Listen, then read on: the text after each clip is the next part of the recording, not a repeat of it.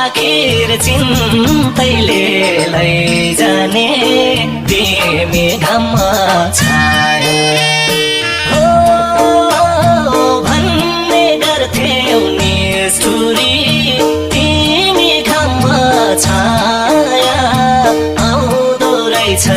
सम्झना त छुटे पनि माया